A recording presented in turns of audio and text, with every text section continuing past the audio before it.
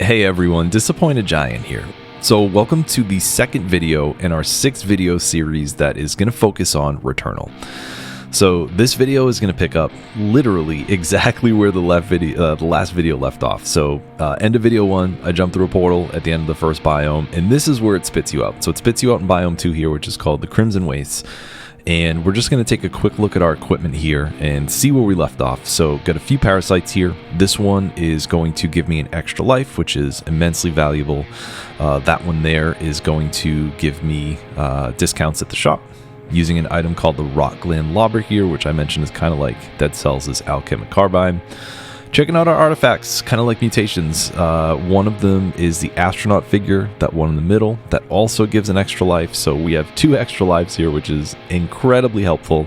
As I mentioned in the last video, that gives me a lot of cushion here. Really confident in finishing this run, which I obviously did. So was feeling good when I played, feeling good looking back on it here. So like I mentioned, this is Biome 2, Crimson Wastes. So in comparison to the first level, the Overgrown Ruins, which was, there were bigger rooms in there, but it was generally tight. A lot of walls and corridors, not a lot of open spaces. This is the exact opposite.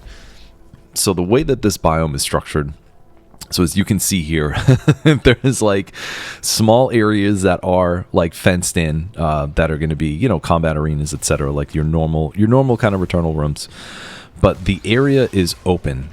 So instead of there being like doors, as you look at the bottom right-hand corner, at some point you're going to see like a green rectangle or a blue square. Those signify the doors that you can go through. Those symbols are going to be there, but there aren't going to be a lot of actual doors in this first part here. We're just going to be walking through different parts of the desert. And for me, the first time, like I went into this blind, the first time my friend and I played, and just going from having a lot of difficulty in the Overgrown Ruins, taking a lot of time to get used to the game, etc. We probably spent, I don't know, maybe like 4, 5, 6 hours in that level before we got out. And then as soon as you come in here, you don't know what you're going to expect. And then once you get through that huge door and there's just all of this open space, this beautiful sort of sand dusting, sand blowing around, particle effects, like amazing stuff. The difference between the first level and the second level is quite noticeable. So overall, I mentioned there are 6 biomes in this game, broken up into 2 chunks of 3. So biomes 1, 2, and 3 comprise the first act. Biomes 4, 5, and 6 comprise the second. This is my favorite biome of the second act, for the first act, I should say, for sure. And is, I'd say it's my second favorite biome overall. So in general, I always have a good time here. Well, I shouldn't say always, mostly have a good time here. Like, like I mentioned, this game is super hard. It can be really challenging at times, but overall, I really love the way that this level is structured. There's basically 3 parts to it, and we'll go through. The first part clearly is here, this giant open space.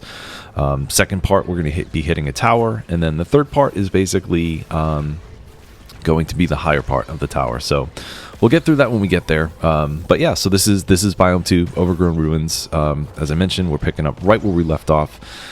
And not first of all, since I've already been talking for like 3 or 4 minutes, I want to say thank you. Thanks for tuning in. Thanks for checking this out. If you enjoyed the first video, hopefully you'll enjoy this as well.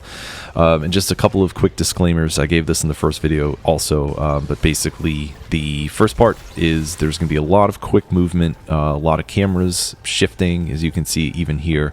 I'm rotating the camera really quickly as I'm moving in other directions. So there's a lot of motion stuff here. So if you're sensitive to that, just wanted to let you be aware that, this video and the entire series is going to have a lot of gameplay like that.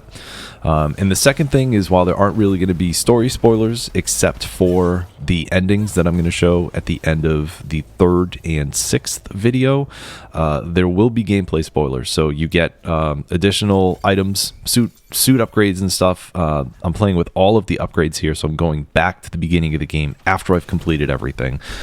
So you are going to see, you're going to see a bunch of gameplay type spoilers. So also just wanted you to be aware of that. If you were kind of hoping to come into Returnal blind, that stuff is going to get spoiled here. But again, it's not story stuff, so you can kind of take it as you will.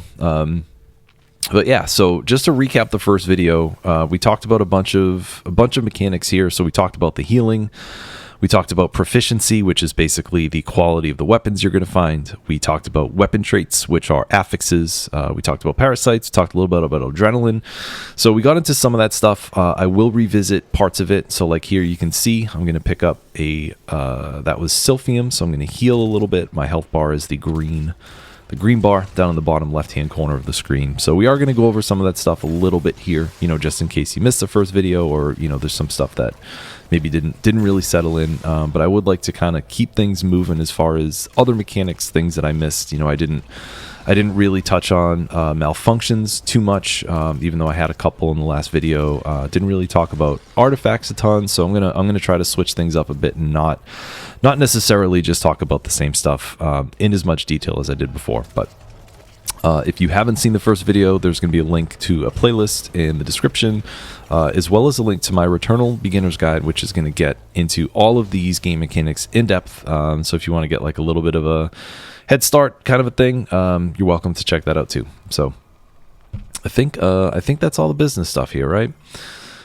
Yeah, I think that's it. So let's talk about some gameplay here. So as I mentioned a couple times, this first part of the level is huge. You can see here there's a green door that I'm going through, but it's not really actually a door. This area always spawns some kind of enemies here, so I have the giant floating TVs. It's like how I think of those. I got the tentacle TVs here, but sometimes there's turrets, so always be a little bit careful as you come to there. And then there's two sections on the side. So here is either going to be a weapon chest, which is what we have here. Those blue chests are always weapons, or there may be a malignant chest, which is something that could give you a malfunction, which is kind of like a curse. And again, like I said, we'll dig into those a little bit more as I actually start to get them. And here, this is just a little bit of optimization. So I opened that chest. There's a weapon there that I am not going to use, but there was an item that I just picked up, a little consumable called a weapon harvester. It's like Dead Cells' recyclability, but it's in a consumable. You can't do it all the time. So I picked that up so I could come back here, recycle the weapon. It's going to give me a calibrator, which increases my proficiency, which will allow me to get better weapons as the game goes on. And then I'm going to go back and pick up the consumable that I dropped. You can see the 3 squares in the bottom left. Those are your consumable slots. Whenever you pick up a consumable when you are full, whatever is highlighted, you can see here I just moved the cursor to the Obolite siphon, the damage, I think it's called damage siphon, the one that's in the middle. You can see that I moved there and that's highlighted. So whatever you pick up is going to negate what you have. You're going to drop that. And there's, like I just mentioned, there's a little bit of optimization here and there that you can do as you work with your consumables. But so that was actually fairly quick here. So we're looking at 8 minutes here. This portal brings you all the way to the top of the tower. We'll see the other side of that portal when we get there. But that's the end of section 1. So we're going through that huge desert, fighting those flying enemies. There's a couple of elite enemies that might pop in. And then once you come in here, this is sort of the welcome. I'm on like the welcome mat of the tower here. So this is kind of like the lobby, and there are a bunch of different room generations that can spawn here. They are all, I guess, relatively compact compared to what we just experienced here. But they all kind of come in here, and then you may find turrets like we have here. There may be other enemies. Like here, this pool of water is not always there, but generally there is always a severed enemy, which is this humanoid enemy that's coming around here.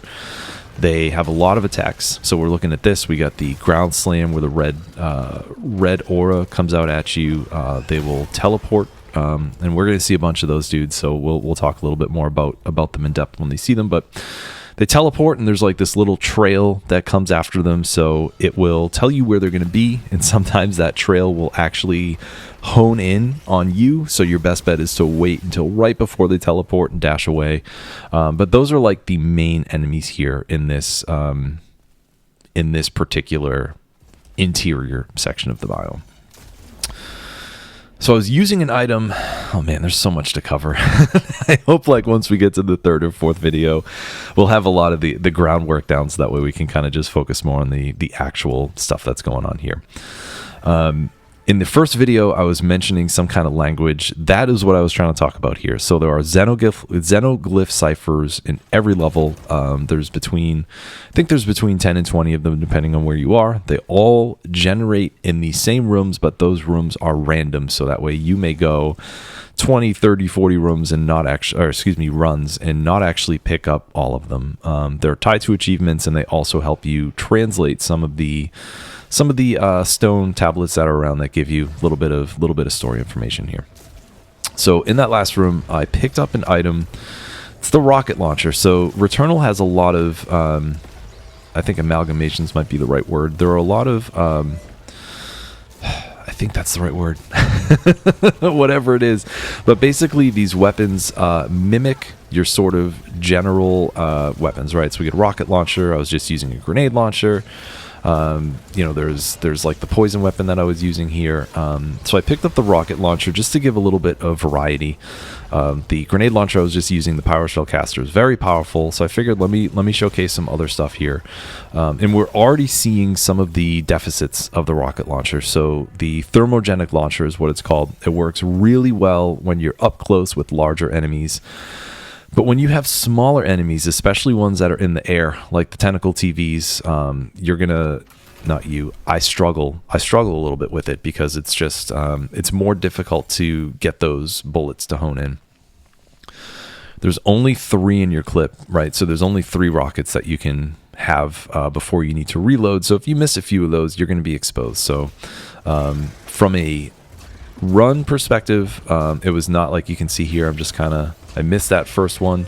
The particular affix on this one is really good. It's called replicating hits. So when you hit an enemy with a rocket, it will shoot smaller rockets. So I really like replicating hits. Super good. So I think that's part of why I picked it up, in addition to just wanting to showcase some of the other weapons. But like I said, really good. It's good against bosses. It's good against larger elite enemies that you're going to be up close with, but it's little tricky when you're in more open areas with smaller enemies that, you know, have smaller hurt boxes that are moving around and flying around a lot. So this room here, every biome it's like a giant lore room. You'll see those like three-dimensional sort of storyboards, whatever you want to call them. As you come into the room for the first time, they're basically just swirls of particles, and when you interact with them, they will coalesce into these shapes, and there will be a little bit of story. So every room has, or I should say, every biome has one of them. Really great stuff. I love the story. I love the plot. I love, however you want to say it. I love the vibe of the mythos of this game. So these rooms are, when you first discover these rooms, I think they're super cool. So I chucked the rocket launcher. I decided, hey man, this is not really working out.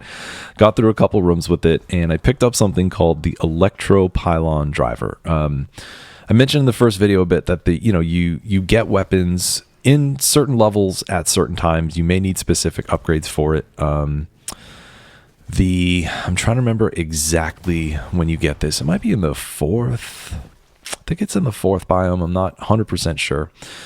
But the way that this weapon works in particular, and you'll see, I will shoot out these, the way like the initial thought I had, they're like acupuncture pins. So basically you'll shoot them into the wall, and there's a field of electricity that will go between them. And if any enemy is within that, it will kind of hone in on a bit and do some damage over time. So damage over time in Dead Cells is super powerful, and in Returnal it's also really powerful. I feel like it's one of the more important types of damage, and we're lucky to have a few weapons here. Some of the weapons have weapon traits that actually give their projectiles damage over time. So a lot of really good damage over time effects here. But yeah, you can see here it's it's very brief. We'll see it more when it's in combat, but this is another weapon that I feel they're all very strong once you start to unlock those weapon traits, once you get those affixes on them. But the electropylon driver is strong pretty much off the bat. Like, yeah, you can see here, you see how they're tethered. It's almost like networking in certain aspects where the enemies are going to share damage here. So if you look, I know there's a lot going on. I feel like that's going to be something I mentioned a few times. You know, it's not exactly the easiest game to just like jump into and commentate on. But if you look down at the map, I walked into a blue triangle door, and there's going to be another one at the very top of that little map on the bottom, which I'm going to go through. So the way that the map is structured is any blue triangle door that you see is an optional area. So it's not necessarily on the critical path for the biome. So the first time you go through these levels, there's certain things that you need to pick up in certain areas. Those will not be behind blue doors. There's tons of cool stuff, right? There's challenge rooms, as you can see here. I got a new weapon. I think there might be a challenge room behind here. I can't remember exactly, but yeah, there it is. So there's like a lot of really cool things behind those blue doors.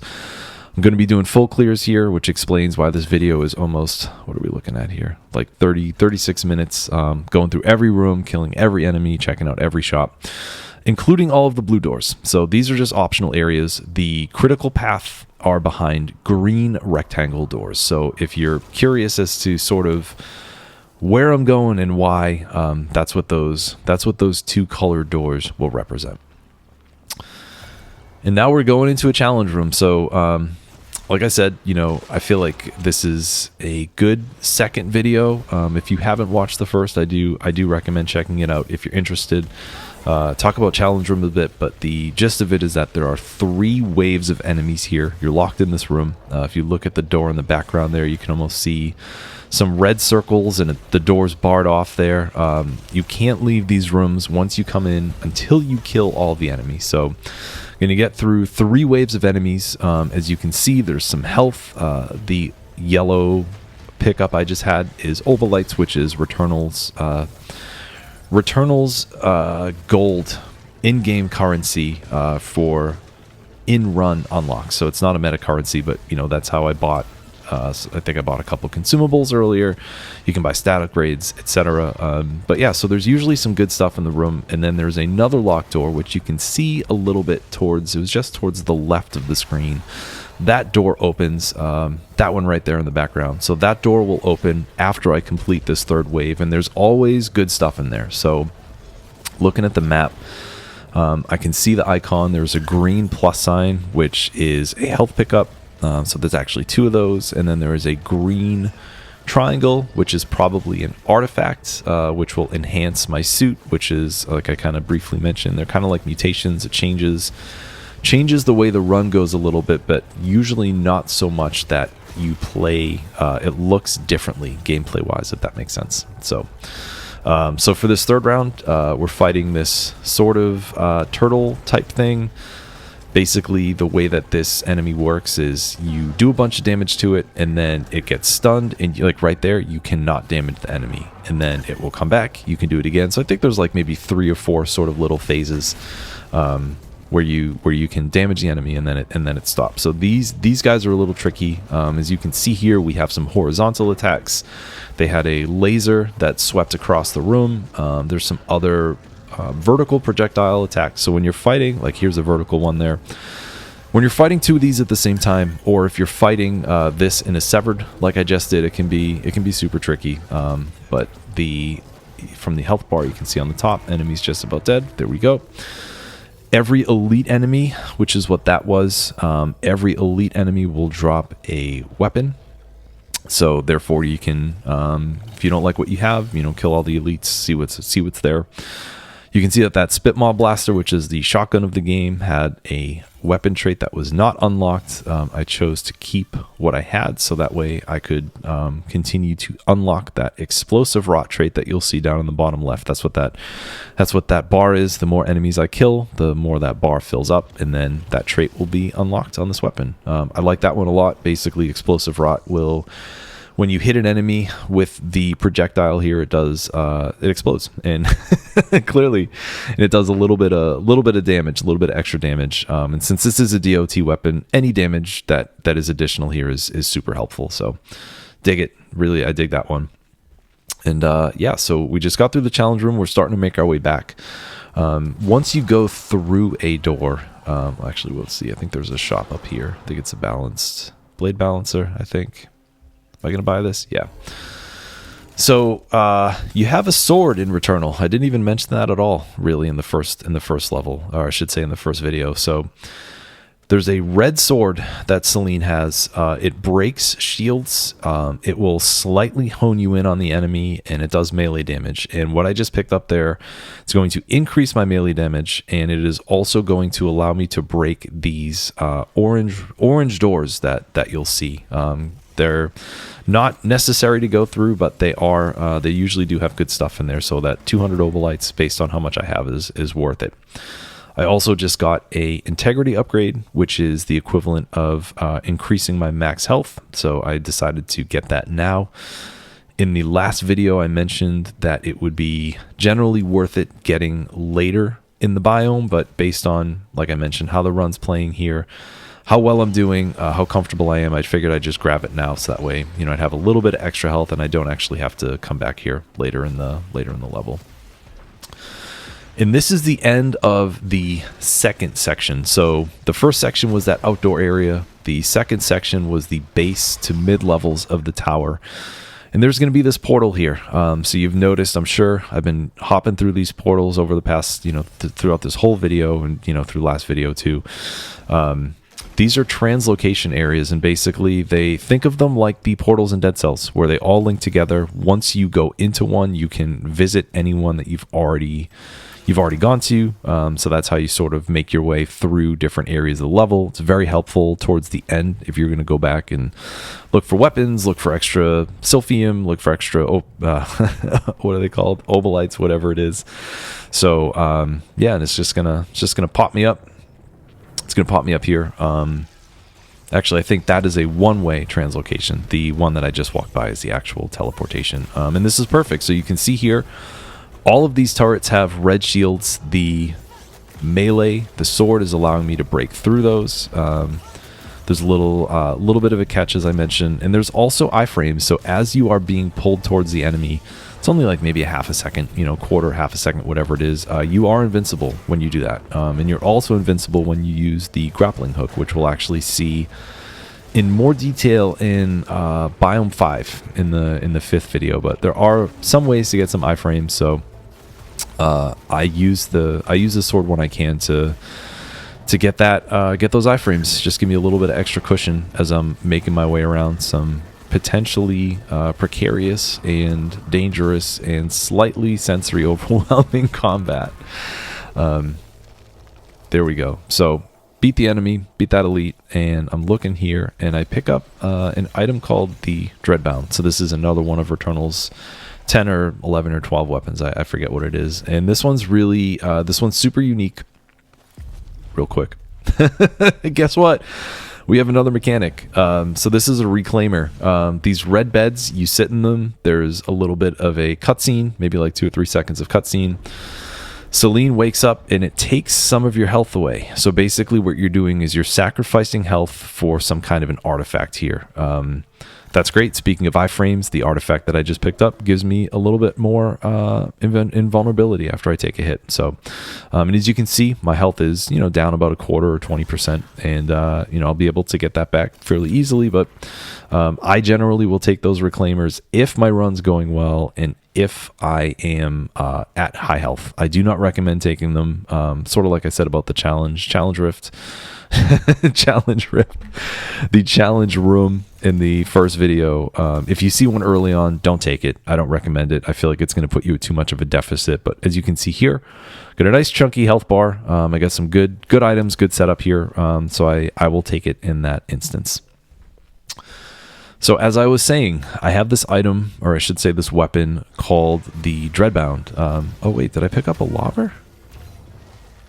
Oh, never mind. At some point, I guess I switched back. So we'll talk about that another time. Actually, in the video I recorded for Biome 4, I used that thing and have an insane, absolutely insane boss kill. It's the fastest boss kill I've ever had in over 4 years of playing. So we'll definitely talk about the Dreadbound at another point here. But yeah, so I picked up the lobber again and just kind of cruising with it. I do not have any weapon traits to unlock at this point, but that's totally fine. Sometimes the if you find a weapon, I kind of mentioned this about in the first video about, you know, fighting a boss. If you're struggling, or if you're going through a level where there's like an area like here where there's a bunch of enemies, that can be a little bit overwhelming. It does not hurt to use a weapon that does not have any weapon traits unlocked. Beautiful. And here we go. So I just got a malfunction. So if you look in the top left of the screen, there is red text, melee cooldown increased by 2 seconds. So that is my malfunction. So I feel that's really interesting that we were just talking about melee cooldown, and I picked one up. That just happens to be it. So my melee cooldown is increased by 2 seconds. So that is sort of the curse, if you want to think of it that way. So my melee attacks are not going to be able to come out as quickly. In the way, ironically, the way that I clear this malfunction, the way that I clear this curse, if you want to think of it that way, is I need to perform melee kills. So that is not too hard to do, you know, especially in this area. Those TVs, flying TVs, or, you know, you can get up and you can melee them. There's plenty of turrets around, so I'm not too worried about that. So that malfunction, both the cure and the effect are not too bad. On the other side of that red bed, that red tomb thing that we laid in, this green one here will restore health and increase your health, increase your integrity. So in this level, in this top part of the tower, there's always a red one and there's always a green one. So in this particular level, I will take the red one first, lose some health, get the artifact, get whatever it is, and then I will use the green one to get that health back if I haven't already. So that's sort of the order that I do it in. If I see the green one first, I'll skip it. If I see the red one first, like I did here, I will end up picking it up and then looking forward to the green one. So I think... yeah, so right here, so am I going to do it? I'm not going to do it. I'm not even going to take my time and start to clear that malfunction. And I think the reason for it, so I have this item called the Pyro Shell Caster. It's a great, it's like a grenade launcher, I guess you can say. You shoot these really fast projectiles out. It will stick on an enemy, as you can see there, and then it has secondary explosions. So I really like this one. Again, I like all of the weapons here, but this one in particular felt like the right choice because this was, higher gear level. It was a level 11, even though I'm proficiency 9, and just felt like the right thing to do. Felt like the right thing to do, especially, I think I take it into the boss. I'm not positive, but I'm pretty sure I take this into the second level boss. But and another thing about malfunction, so you can have 2 of them, right? So I could break another, I don't know if I'm actually going to get a second one at this, but you could, break another purple obolite chunk and possibly get infected. You could pick up a malignant silphium or malignant resin for your health, and you could possibly get infected. And it's not 100% chance. It's not like a cursed chest where you're always going to get cursed. I don't know what the percentage is, but it's just a chance. So am I going to do it here? Am I going to pick up the key? Please pick it up. Yeah, there we go. So picked it up again. So now you can have 2 malfunctions. And once you get a third, you can't just continue to stack these here. Once you get a third, you're going to get a critical malfunction, is what they call it.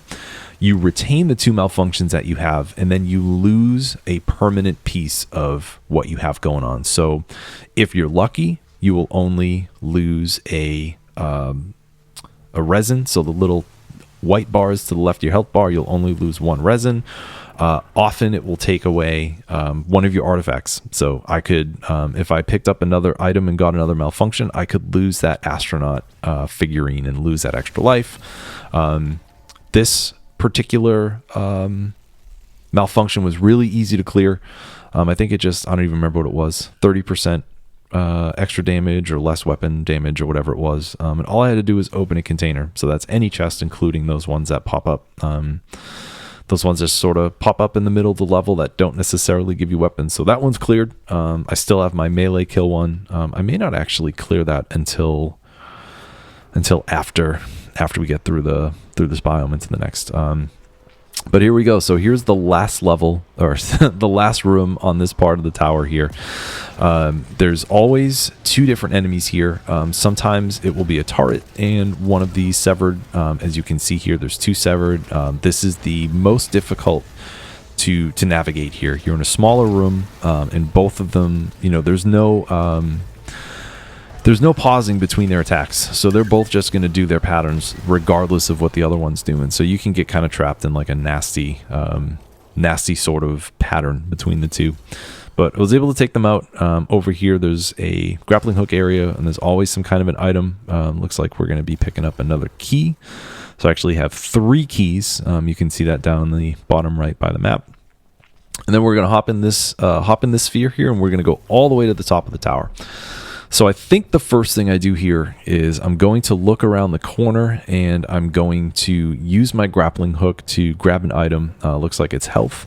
But that portal here is the other side of the portal that I mentioned earlier in the video, down at the very bottom of the tower on the outside. So if you wanted to just come in and get to the boss, you hop in there, you shoot right up here, and then you're almost at the boss here.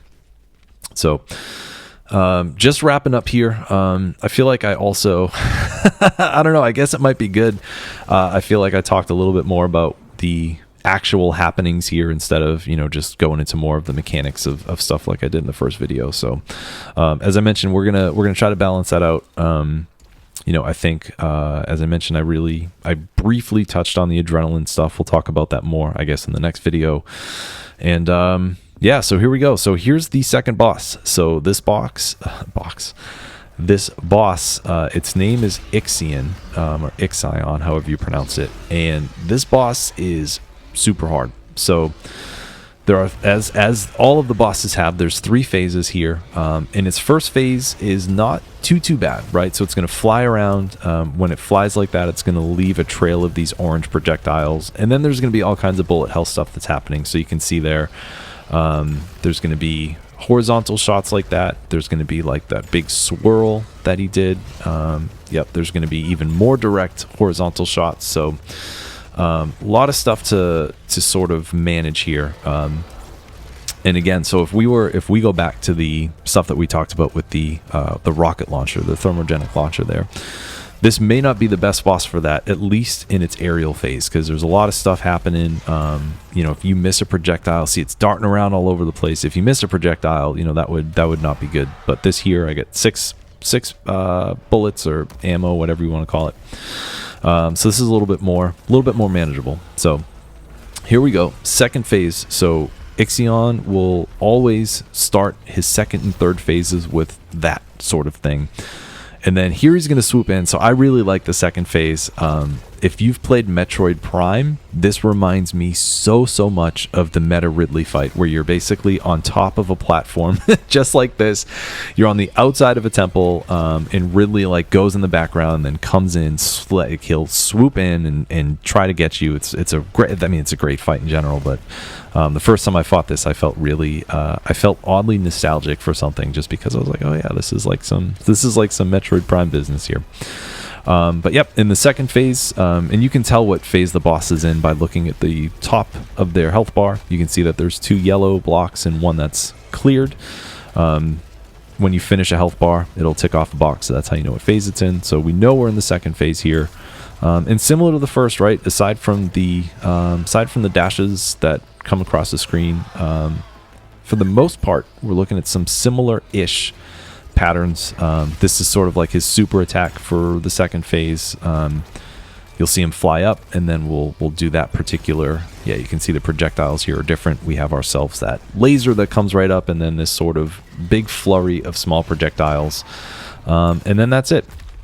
So Ixion, so as you can see, that hasn't been too bad. If you look at my health, we're looking at, I don't know, maybe like 15%. I've lost 15% or whatever it is. Starts the second phase, or excuse me, starts the third phase, just like the second. The bullet pattern's going to be different. We have stuff coming across. You got to jump over those blue waves here. And at this point, in my opinion, Ixion turns into more of a Dark Souls boss, right? So he's got his arm. This is the coolest thing. He's got his arm in his chest. He's pulling it out. And now he just goes insane. So in addition to the projectile stuff, he's going to start rushing you. So he has a melee attack. He's going to do this ground slam. He's going to like go across the arena and hit you. So we're going to look at my health here. Let's keep an eye on that. So I'm already, I don't know, I went from 15% down to like, I don't know, I got maybe 15% gone down to 40% gone. And here we go. So he does this 1, 2, 3. They're hard to dodge. The AoE, or like the ground attack that happens after, is super hard. I used a heal. I used one of my consumables to heal here. And I continually, and I don't just mean in this fight, I mean in life, I continually struggle with this boss. If I come up here and I don't really have a strong build, or I don't have healing, I will skip the boss. I will just go straight to the portal to the next level. But here we go. So I got about half health and I made it through. So not the easiest boss for sure. I don't love him. But right here, every boss drops an artifact. I just picked up what I consider to be the strongest artifact in the game. Basically, whenever you pick up a resin, it will give you a shield against a hit, which means if there are multiple resins on the ground, you can pick one up, have a shield, get hit, pick up another one, and carry on your invulnerability as much as you can. It's an insanely powerful weapon, or excuse me, artifact. We'll see more of it. It persists through the run, so we'll see more of it during the next video, which is where we're about to go. So I hope this was fun. We're going to pick up in the third video, which is going to be the Derelict Citadel. Thanks for tuning in. Hope you enjoyed it. And as always, thanks for watching, and good luck out there.